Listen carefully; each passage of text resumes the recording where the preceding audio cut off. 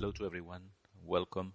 First of all, I would like to introduce myself. I'm Marta Piriz, Nurse of Control of Infections at the Standarization Hospital. And it's an honor for me to welcome you to this webinar, and I would like to thank the invitation given to me to be moderator. Today is the World Patient Safety Day. Surely in your centers have performed different activities to promote in the population and healthcare practitioners for more safety. This webinar has the goal to promote safe healthcare to patients. The method we are going to follow consists in first some presentations, and then we'll have some time for questions and answers. There's a chat during the presentations. You may be sending your questions. We'll read them at the end. Before giving the floor to our first speaker, I would like to ask a couple of questions to you. Our first question would be, do you think that protocols should include measures for the prevention of healthcare-associated infections? You have a few seconds. There are possible answers. You have to choose one. The answers are A, no, it's not a priority. B, it's something else to take into account, but there are other more pressing issues. C, in my work center, they are already included. And D, yes, it is essential. Here we are. Perfect. This was to be expected. Yes, it's essential. And so with this, we have our introduction to the webinar. We know that 15% of patients develop an infection whilst they are hospitalized. And out of them, it is calculated that annually there are about 37,000 deaths attributable to healthcare-associated infections. And that's an additional cost of $7 billion per year.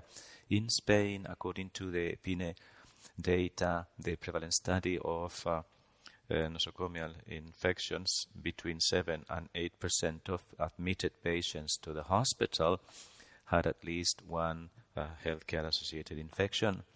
And that's why, and before giving the floor to our first speaker, let me ask you a final question. Do you think it is necessary to optimize healthcare processes in your hospital? Let us try to answer. There's a pop-up window opening up. The possible answers are A, nothing, B, little, C, somewhat, D, a great deal, and E, very much. Those are answers to the question, do you think it is necessary to optimize healthcare processes in your hospital? Surely, yes. If protocols are to include measures for prevention, we'll agree on optimization of processes in a hospital. Let's see what your answers were. It's 81% of you said very much. It is really important to optimize those processes, and in order to shed light on that, let me introduce Professor Carmen Martínez Ortega, doctor in medicine and has a master course in patient safety. Mamen is responsible for the Prevention and Health Public Department of the Valle del Nalón Hospital in Asturias, coordinator of Bellvitge Zero project. And she's going to talk to us about standardization of healthcare processes as a key measure for patient safety. So, Mamen, you have the floor. It's a pleasure for us to hear you, to listen to you. So, good afternoon. Marta has introduced me. Mamen, I'm working in the Valle del Nalón Hospital in Asturias. I would like to start with an acknowledgement to Hartman, in this case, for making it possible for us all together to be commemorating the World Patient Safety Day. I do not have expectations are very high, but I do not intend to encompass everything in 20 minutes, speaking about what it means, patient safety and healthcare-associated infections. You are knowledgeable people and know a lot about this.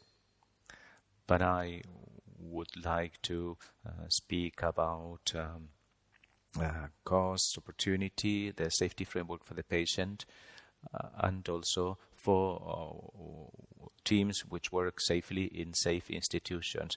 And I will speak about hurdles to resistance to change and everything from the point of view of teamwork, which we always do in a team and in a multidisciplinary manner. Harman has always shown a high commitment with the Preveniras plan and the Impulsa plan, and so we can count on them always. I would like to start with the motto of the World Patient Safety Day, which is healthcare workers, safe healthcare workers, safe patients. I think it is timely within the context of the pandemic we're going through. This is like a tsunami. It was and it is. Perhaps healthcare workers haven't felt safe on occasions because of many reasons. It's multifactorial and multi-directional. When I speak of infections and the loss of life that there has been, because you see the transmission, as you can see on the slide, is patient to healthcare worker to patient, healthcare worker community, the other way around. So patient, important transmission. And so it is very relevant to have chosen this motto for the World Patient Safety Day. We know that the World Alliance for Patient Safety started at a moment in history. Let me review the milestones. 2005-2006 was the moment when the WHO decided to set up a World Alliance for patient safety. But really, that was the starting point with the idea of not harming, which was the initial philosophy. And from then on, many strategies were launched, which we are aware with. And you can see on the slide, especially the first challenges on safety, clean care, safe care, and that saves lives.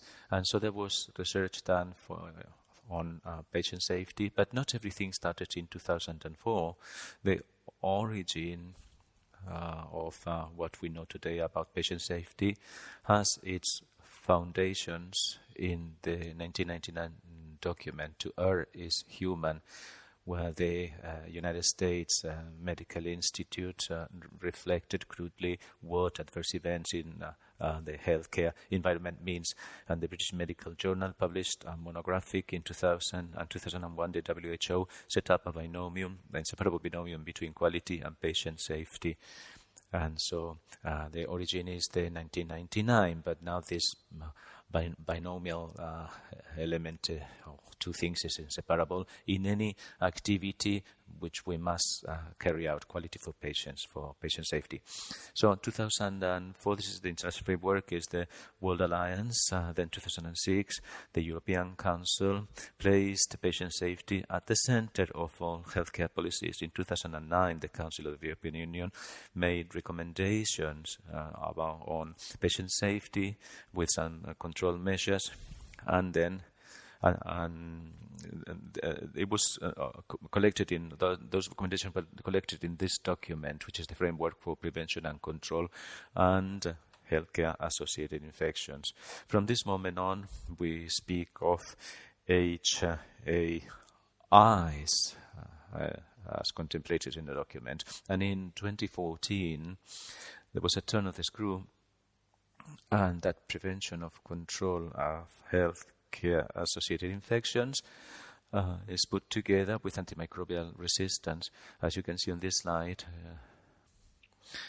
healthcare-associated transmission contributes in a significant manner to microbial resistance. Just behind what you can see here, which is an overuse of antimicrobials in humans, but the contribution of infection and transmission of healthcare-associated infections in the healthcare environment contributes is a great. But there are international goals for patient safety. They are well known by everyone. And the Joint Commission has worked with them, identifying the problems in the patient, improving effective communication, and goals 4 and 5 are the ones having to do most with today's seminar, which has to do with audits, checking, and goal 5 is reducing the risk of healthcare-associated infections with a fundamental pillar, which is hand hygiene. As Marta was saying, and this has a brutal impact. These healthcare-associated infections have a brutal impact at world level. 4 out of every 10 patients will suffer some harm in healthcare, not just an HAI, but an adverse event. Up to 134 million of adverse events are recorded in hospitals, contributing to 2.6 million deaths annually. Just medication errors entail $42 billion every year. And we know that out of that 2.6 million deaths, adverse events are avoidable practically in 50%. So you make your own calculations. We are very close to this COVID-19 hurricane, but let's put things in perspective. These are data from yesterday, 30 million of infections by SARS-CoV-2 and close to 1 million dead. All this are regrettable, but in Spain we have 120,000 deaths connected with healthcare-associated infections. A very relevant moment, a very relevant topic I will deal with at given moment from now on is the call by WHO on a plan 2018-2022. In 2016, guidelines with key components for prevention and control was published. And what they want from us is to change our mindset. We must be able to put guidelines into practice. This will take time more perhaps than desirable, because the challenge here is knowing what happens with the healthcare processes, knowing what has to be done, check that it is done, and improve on what we do. It is an ongoing improvement cycle. But the turn of the screw that they want from us is that we must be able to integrate guidelines with education, training, vigilance, monitoring, audit, and feedback. And all of that with multimodal strategies. In fact, this is a key document, as the one that you can see here. But these domains 5 and 6 talk about multimodal strategies, which are very important for what we are tackling today. The WHO tells us with this that we must be able to overhaul, to change the system. So construct it, or build it, teach it, and do training. And they want us to be able to provide education and training.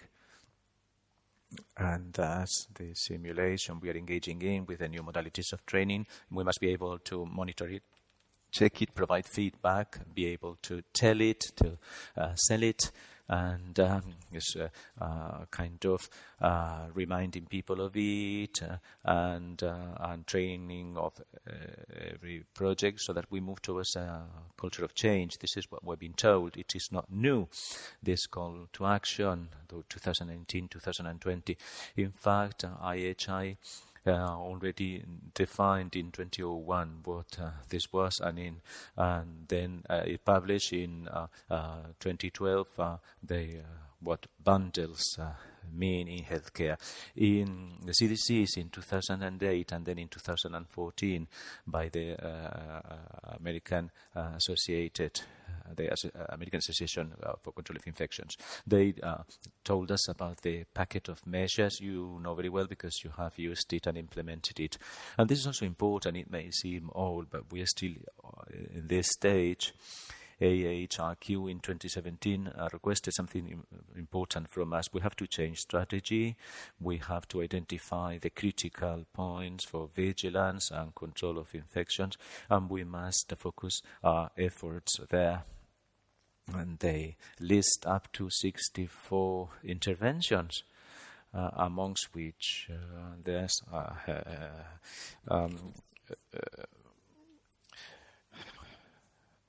urinary catheter-associated urinary tract infections. Look, in 1917, the College of Surgeons had some guidelines for safety, some minimal standard, and they included indicators which they monitored twice per year. The staff monitored them twice per year. And during our professional life, we've worked with results of all kinds, as you can see here on the screen. Survival or mortality, mean stay, etc., morbidity. So this rings a bell, not just from now. You know this movie, The Physician, and showing this epidemic curve of deaths until they were able to show which the reservoir, the causal agent was, and through dead people who had had contact with the rats flea. Well, in our strategy, this is the group of 4 risk factors associated to infection. This is what we have to work on in the hospital environment. Catheter-associated urinary tract infections, everything having to do with respiratory issues, mechanical respiration or breathing. And so if we were able to see with our eyes all microorganisms in devices, our way of seeing things would be different, but we can't see that. And we are not able to change our mindset so easily when we collect data. That's the bureaucracy part. In the 1970s, vigilance was done in this way, getting data information, but we weren't able to translate that information into control and interventions. And unless you translate data into action, they are good for nothing. In fact, the PINE study in 2019 told us about the 19% of people wearing a urinary catheter, and you see on screen 26% of surgical infections. But for years, we realized we had open tubes or catheters, but we've done nothing, or very sluggishly, very slowly. And so we had monitored, but we hadn't changed. And the ICU, you see, out to 98% of infections are related with the urinary catheter. In Spain, there are national strategies with bundled methodologies.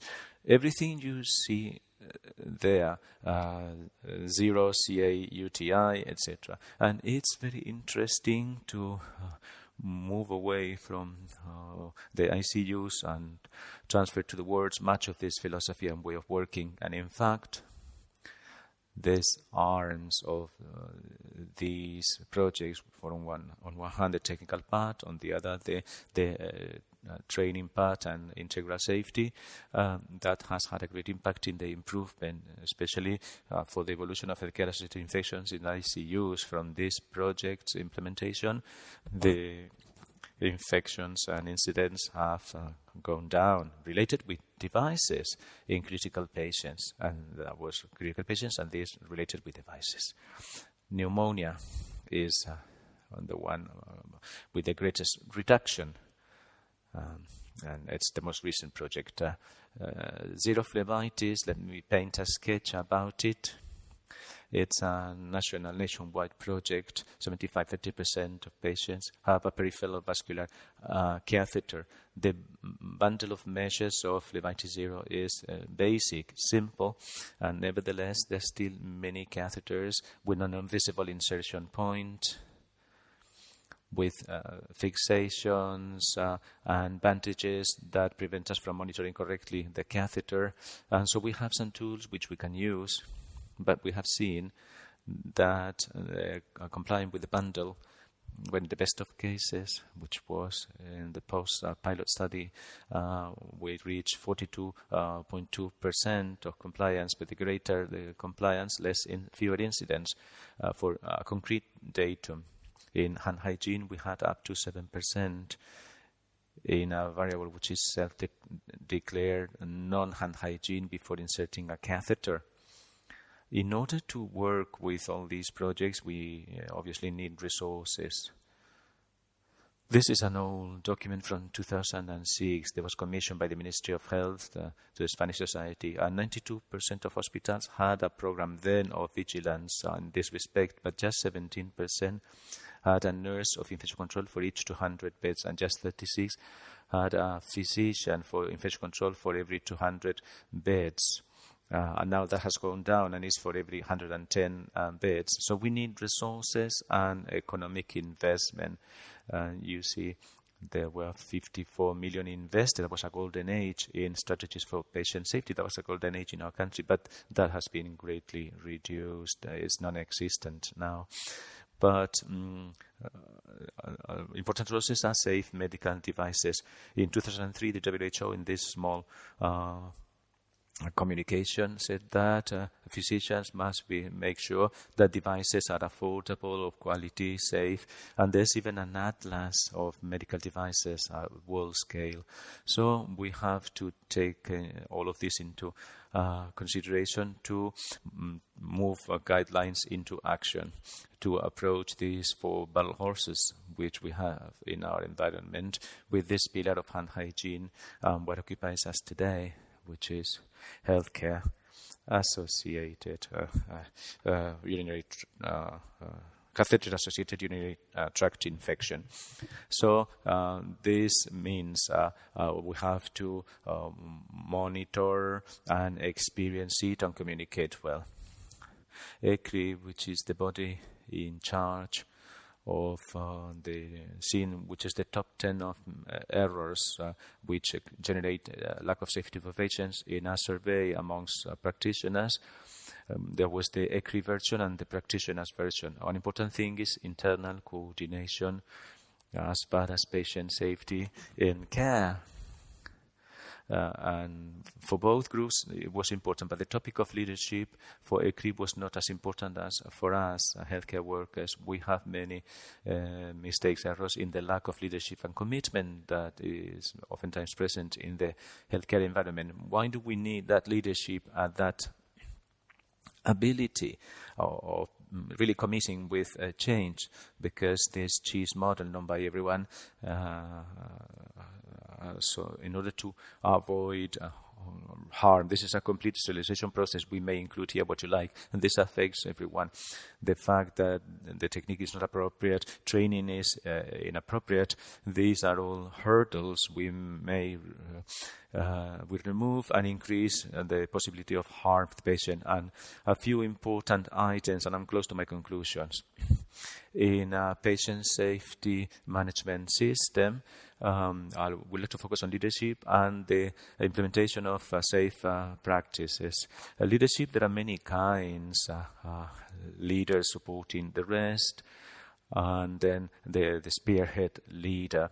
So the leader is not just there to observe results with a magnifying glass, but interpret, share them in a team, and working together with the team. With any standardization of processes entails teamwork, not just observing what others do, full stop.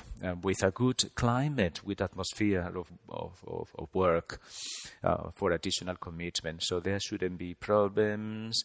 There would be an atmosphere fostering commitment. That wouldn't be correct, and that wouldn't either.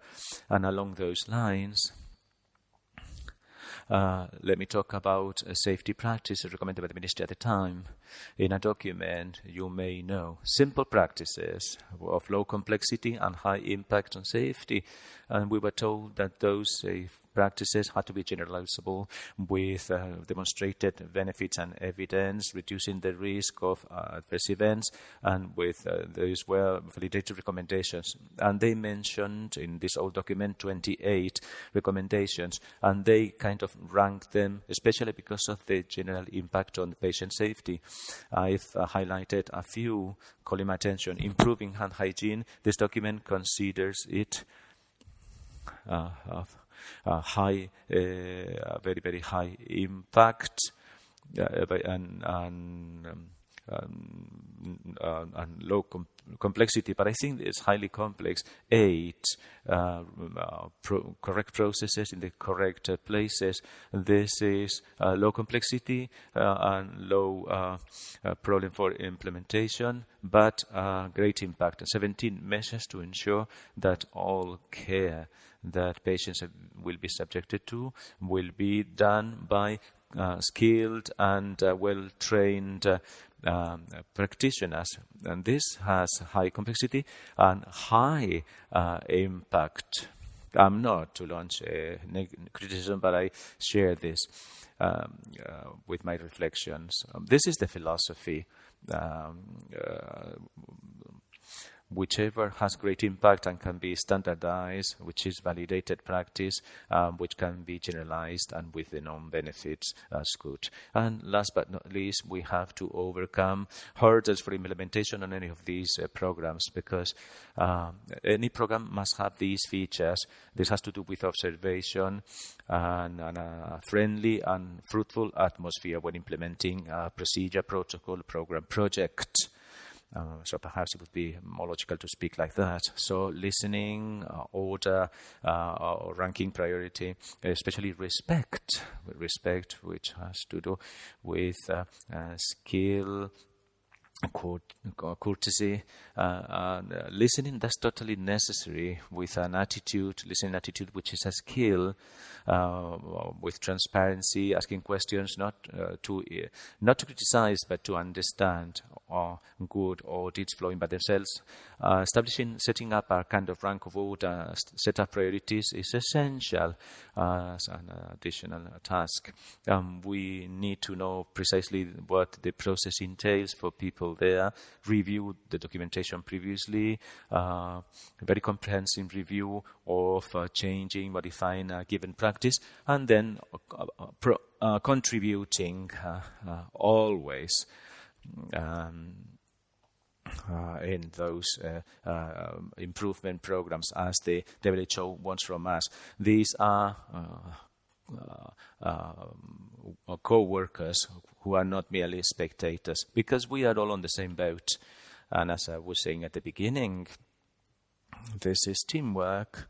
Anything you want to implement, we have to overcome the idea of seeing as a threat or to our status quo when we speak of changes. With any project, we must see it as a win-win situation when we ask healthcare workers for efforts. It must not be seen like this. This cannot progress. And we must be able to promote complementarity, coordination, commitment, communication, and trust. Eventually, it all depends on the leadership exerted in driving forth the program project, so that intermediate management, managers, and structural managers must be really involved. And then what the natural leaders are, because patient safety is not a destination, but it's a trip, and we must engage in this trip together. Thank you very much. Well, good afternoon to everyone. First of all, I would like to thank you, Marmen, Marta, Vanessa, Chus, for participating in this webinar, in this session about healthcare-associated infections prevention in such a special day as today. We would like to explain to you briefly how the Prevenidas Plan initiative emerged, especially in conversations with many of you.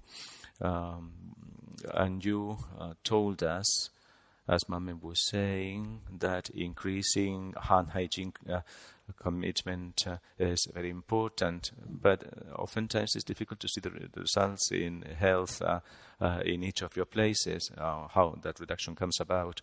But out of these reflections and conversations, the consensus was either we are able to reduce infections holistically with a process, or it will be very difficult to obtain sustainable results in healthcare. And so the magic word appeared here, which is processes. In our case, we want in an orderly fashion, trying to be able to work with you on those processes, not defining how bladder catheterization is done, because you know very well how to do that, but help you in those moments when patient safety could be compromised. And this is the challenge, how we can be able to help you, healthcare professionals in your teams and hospitals, perform a given healthcare process, but do it in a safe way for patients. And that's the origin, the source of the project and the Prevenidas plan. And we wanted to review this whole process with you and see the aspects where it is important to kind of attach relevance. Which are the conclusions withdrawn in most cases? Well, with all of you, we've seen how important it is in the teaching and learning to have a dispenser of hydroalcoholic solution just one step away, so that patients practitioners do not have to move further away for hand hygiene. How important it is to provide feedback, as Mamen was telling us, through direct observation in a constructive way. And eventually what we want is try to collaborate with you and help you in this whole change process. This is a challenge for us, and we believe that the industry have skills to help you in this process. So without further ado, I would now like to project a video prepared by the Harman Group for 17th of September, which is the World Patient Safety Day. We wanted to take this opportunity to share it with you. Thank you very much, and let's watch the video.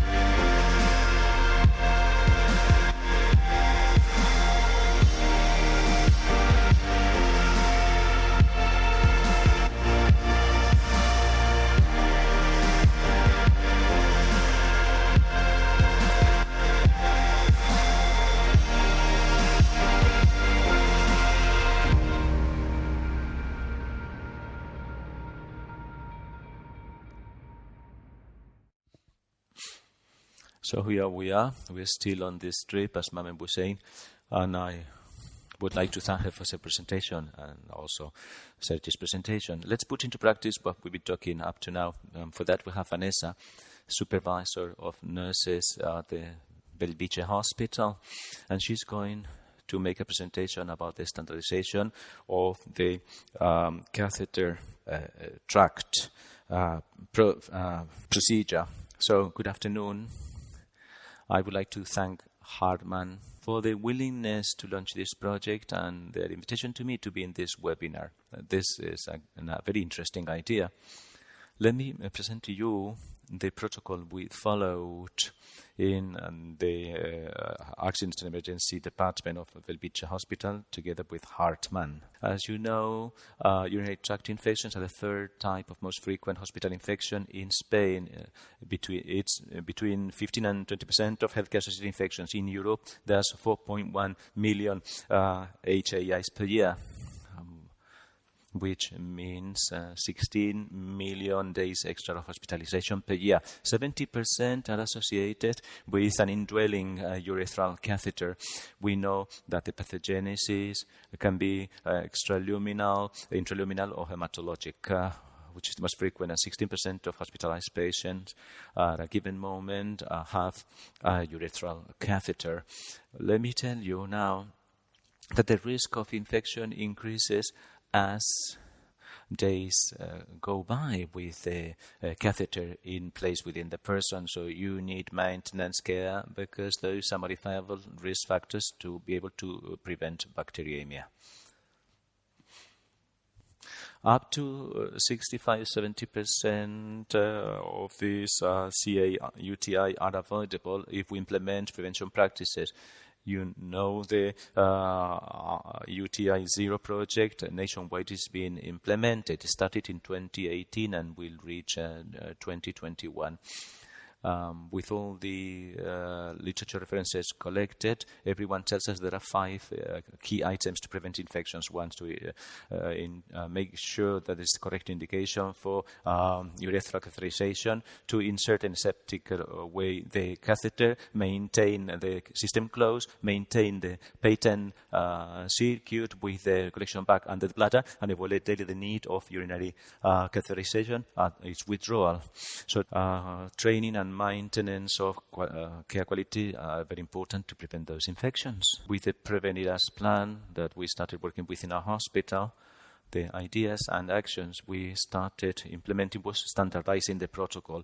From the point of view of patient safety, always bear in mind those key moments when we can prevent those infections. We gave training to the staff in our department, and Hartman adapted very willingly the material for needs and ways of working that we're accustomed to using in our hospital. Now, the project has 3 phases: pre-catheterization, second phase, and a third phase. During the first phase, as a hospital, we still maintain the indications for our catheters, and with a low level of consciousness when there's a likely surgical intervention, if we need a correct balance in a hemodynamically unstable patient. That was the hospital decision. During the insertion procedure, the goal was to standardize the procedure with training and monitoring of the staff, and we started working in teamwork, Harman and us. And in the first phase, indications were defined, also the maintenance and withdrawal of the urethral catheter. And Harman didn't tell us anything here. These are medical and healthcare indications. We conducted an observational study to assess the implementation of the program. The objective was to see the rates of protocol compliance before and after standardization and know the level of satisfaction of healthcare workers. Because we may have ideas from management, but it's healthcare workers, the ones who have to feel comfortable with what they're doing, because you may have an idea of how doing things in a given way, but then healthcare workers tell you, well, we have many patients, we have to respect our way of working, etc. The methodology used was in area, a hospital, duration 30 months, population and sample, all the nurses and assistant nurses, with 50 observations, with direct observation surveys for data collection. The study was structured with 7 items. We made an analysis with materials, training programs, and revision of the extant protocol. The Infection Control Committee of our hospital provided us with data and worked together with Harman, knowing how we were doing things and which items could be improved. Then the second protocol with procedure standardization, including always the critical moments for patient safety. So the 5 moments we are always told of hand hygiene, which are really important, and it has been proven that prevent all infections. Baseline observations were made. 6 nurses of our department were in charge of direct observation and recording.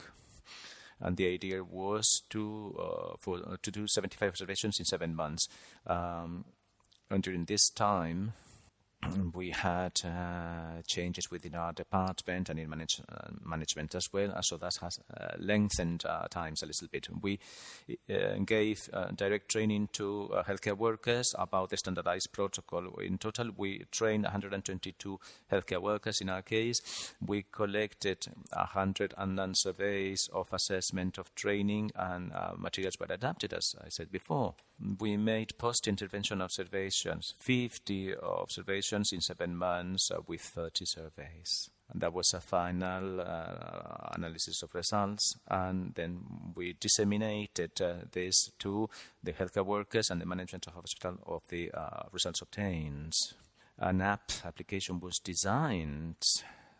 Healthcare workers had a tablet for direct collection of data. We had some Wi-Fi issues in our hospital, and sometimes direct collection was difficult, and so there was a bit of a delay. And then we made satisfaction surveys of all participants, both for materials and the training received for this process. We standardized the protocol with all the steps to follow when we were going to do catheterization of the urinary tract.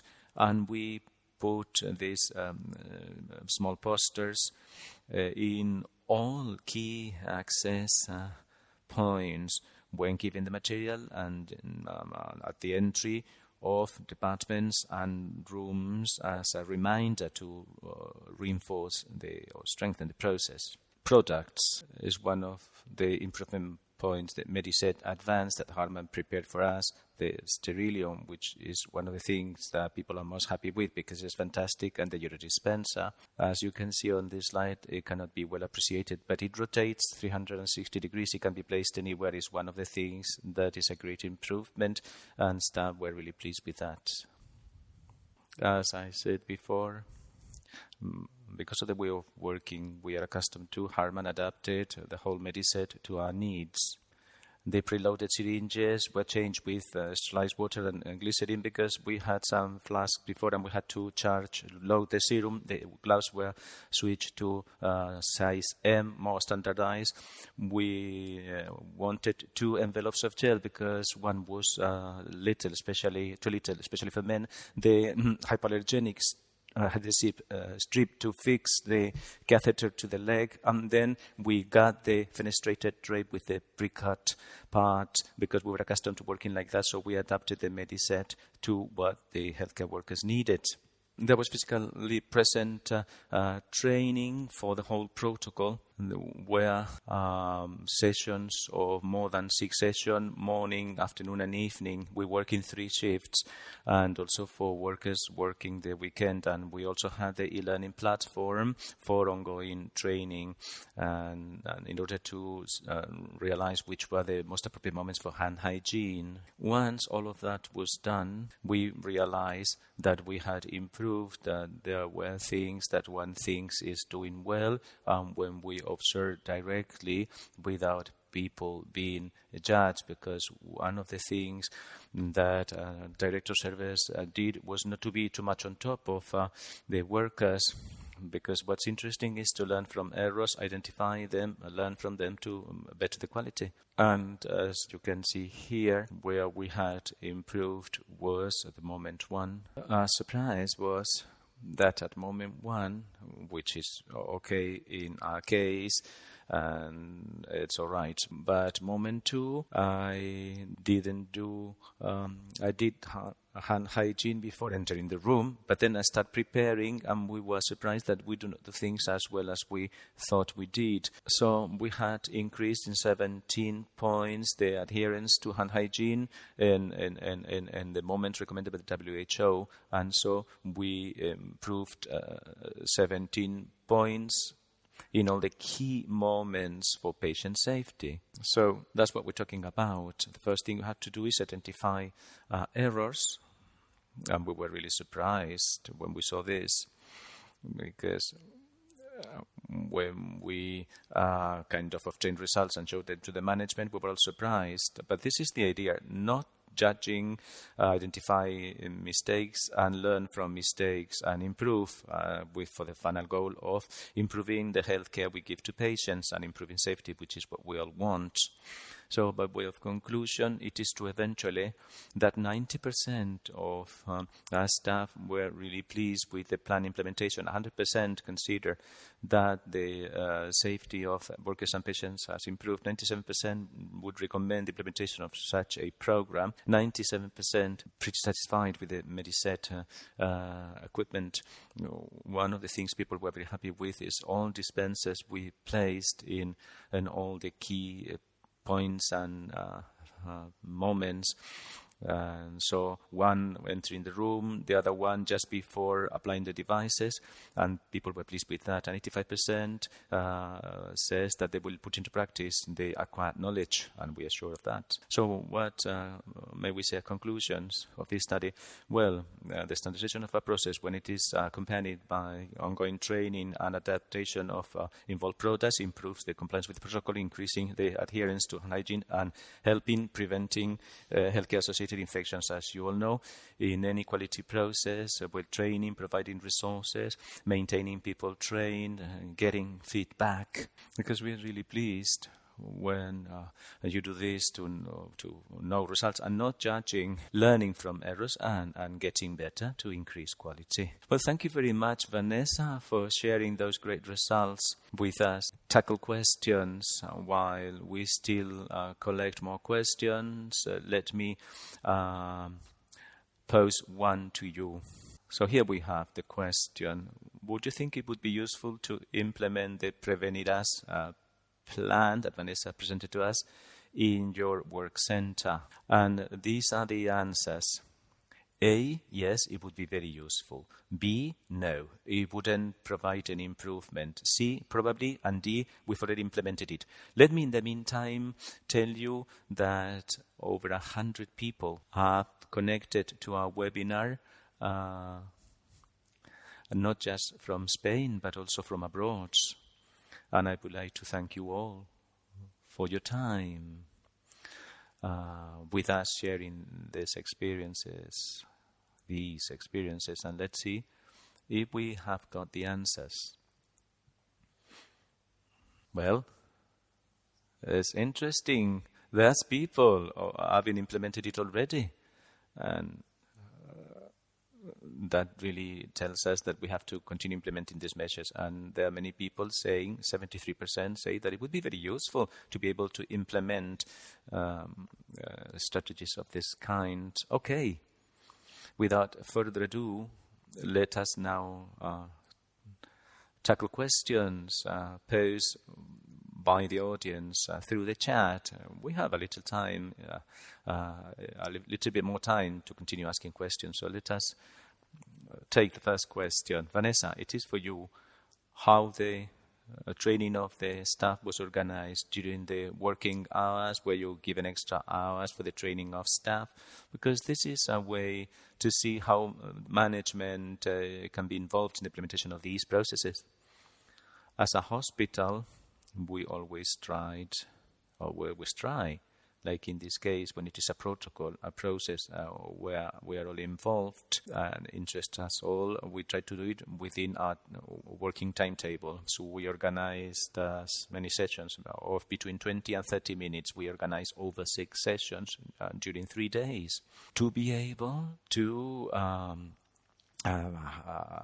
give to everybody access to it. We also had the online platform for ongoing learning, because there's always people absent because they've been mothers, fathers, etc. Well, we have about 200 workers, and it's hard to reach everyone. Let me add something to this question. Whilst the worker was attending the course, his task was done by somebody else. Yes, we tried always that to be so. Are all those materials visible in your hospital? Yes, all the posters. We have 4 modules, and in each module of our A&D department, we have the clean zone, and we have those small infographic posters today. And in the boxes for more immediate attention with more severity, they are still there, the materials are still there.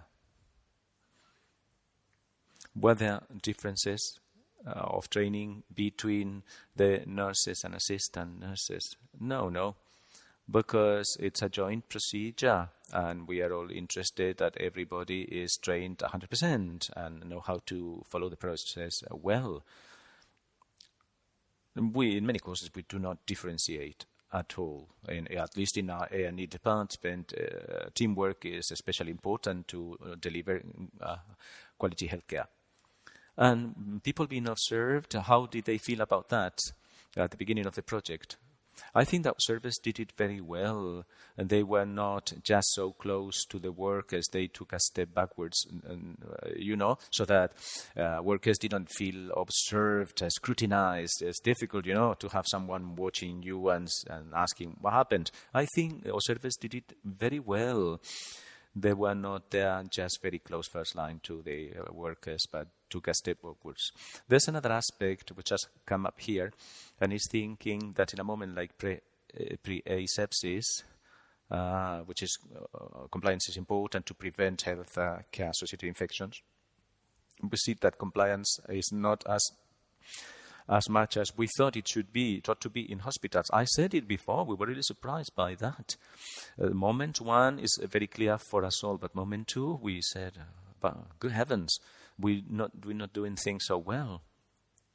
So, explaining to all workers that we have got those results, and knowing that there was some point for improvement, people took it very well. How can I improve or prevent or reduce urinary tract infections? It's complicated if there's not much training, issues with the moment of placing that. So it's complicated to do the monitoring, the follow-up in patients that are suddenly admitted. It's difficult to find a cause effect of an infection. So what's important is to prevent. We still have Mamen around. There's a question for Mamen. Considering your experience in the zero phlebitis program, which are the keys of success in the implementation of all these projects? You spoke about the leadership who implements all those projects, but we would like you to explain to us, since you have references from all the involved hospitals in Spain, explain to us which are those keys for success in the implementation of all these projects, like this zero phlebitis project. There's not a single key. There's a confluence of very positive circumstances. For example, may I mention a hospital in Castilla and León, which was emblematic because from the very beginning there was a clear decision by the nursing management in a kind of enlarging the project and encompassing the whole hospital. So they considered that the improvement had to be standardized to the whole hospital. That entailed a very high commitment level by the management and all the intermediate managers. Being a strategic decision by the management has great influence. For example, in Catalonia, it was included in the objectives of the program contract as an incentive, or in Cantabria.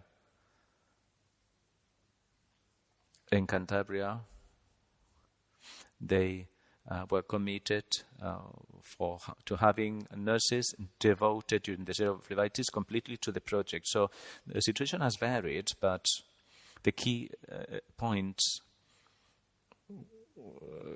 was to have a confluence of management, commitment, and then to choose very well which are the natural engines of those things. The accident and emergency is always an engine. And if there are people resistant in places, then projects cannot move forward. So we have to choose to assure success. There could be some bias, but I think it's worth the while doing it like that. You have to make sure that everything goes fine, knowing which people are in favor at the beginning, because it's the hardest moment. There are always people resistant to those initiatives to change. And with those people, it's not that we have to do without, but we have to know clearly what the objective is and lead the project like that. But in Castilla and León, there was a coincidence that the person in charge of infection control at the hospital was the person at the management of nursing, the nursing department. So that was, the best of situations. And so this kind of projects move forward because there are people who believe in them because scientific evidence makes those projects rigorous, credible, and applicable, and therefore they must be implemented necessarily. We cannot have first-rate patients, second-rate patients, first-rate patients in the ICU, second-rate patients in the wards, or first-class patients in the ICUs with most safe devices and products are not in other wards or places. And that happens in some centers. So it's just a matter for reflection and great commitment for training and quality and excellence of healthcare. And in zero phlebitis is a project which can be integrated very well. So in a hospital, incorporated to a hospital, for those who work in healthcare and those of us devoted to infections. So excellence lies there.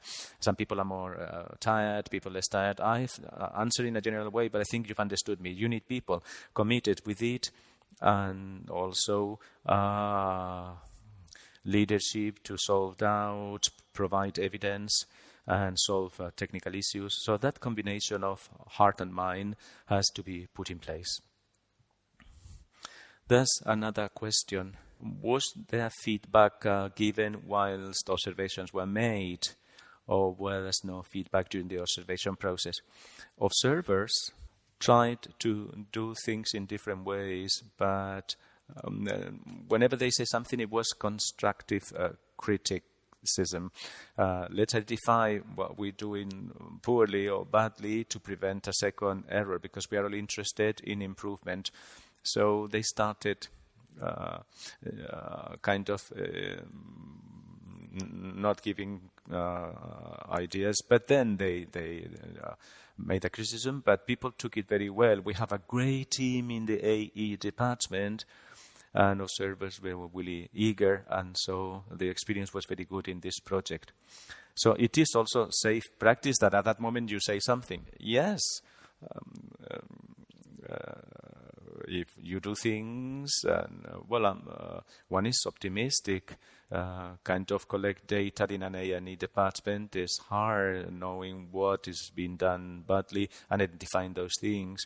So giving feedback at the in situ moment is fantastic, I think. Do you think that the implementation of this process, in this case, had good cost-benefit ratio?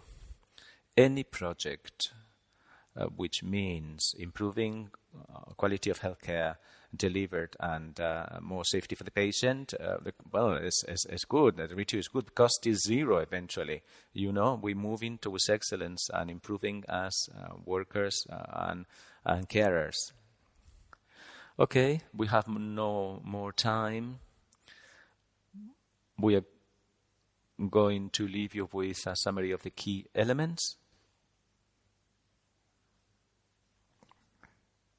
Healthcare-associated infections are a severe problem, affecting an important percentage of patients.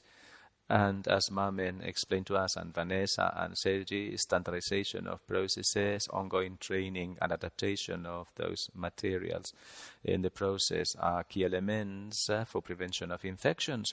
And the implementation of a program based on processes, standardization improves staff satisfaction and compliance with protocols. So without further ado, I would like to thank Marmen for having got connected with us from her home or her hospital. I don't know where she is from home. And thanks, Vanessa, for having participated here and explained her experience to us. And we leave you with a short thankfulness video, and thanks to everyone. They say prevention is the best medicine. In a globalized world, the danger of infection is ever present. So, what happens when shutting down is the only option? When places you trust become a risk, and safeguards are no longer effective? Our goal is clear. We know problems don't solve themselves.